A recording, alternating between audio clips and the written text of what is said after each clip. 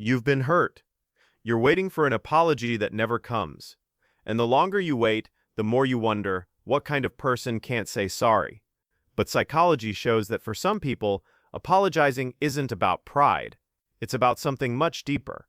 And understanding it might change how you see them entirely. It's not that they don't know they hurt you. It's not that they think they're always right. It's that somewhere along the way, their brain learned that admitting fault is dangerous. And now, even when they want to apologize, something inside them won't let them. Most people assume that refusing to apologize is about arrogance or lack of empathy. But the research tells a different story. For many, the inability to say sorry is rooted in psychological self-protection. It's not a character flaw. It's a survival mechanism that was built a long time ago. 1. They learned early that mistakes equal rejection. In some families, being wrong didn't just mean correction. It meant shame, anger, or emotional withdrawal. When a child grows up believing that admitting fault will cost them love or safety, their brain adapts. It starts treating apologies as threats. Saying "I'm sorry" feels like opening the door to abandonment, so they avoid it. Not because they don't care, but because vulnerability once meant danger. 2. Apologizing feels like losing their sense of self. For people with fragile self-esteem, admitting they were wrong doesn't feel like taking responsibility. It feels like confirming every bad thing they've ever believed about themselves.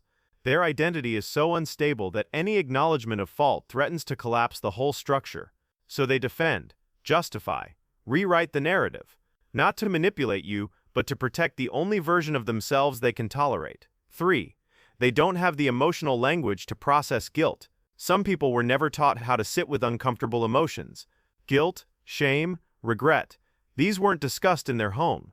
So now, when they do something wrong, they don't know how to metabolize that feeling. And instead of apologizing, they distance themselves. They get defensive, they shut down, because they literally don't have the internal tools to handle what comes after. "I'm sorry." 4. Their brain prioritizes self-preservation over connection. When someone is in a constant state of threat, whether from past trauma or chronic anxiety, their nervous system stays in protection mode. And in that mode, admitting fault feels like handing someone a weapon. So even in safe relationships, they can't lower their guard. Being wrong in their wiring means being attacked. It's not rational, but it's deeply ingrained. 5. They confuse accountability with worthlessness. There's a difference between "I made a mistake" and "I am a mistake." But for some people, that distinction doesn't exist. Apologizing isn't just saying they did something wrong. It's confirming that they are something wrong.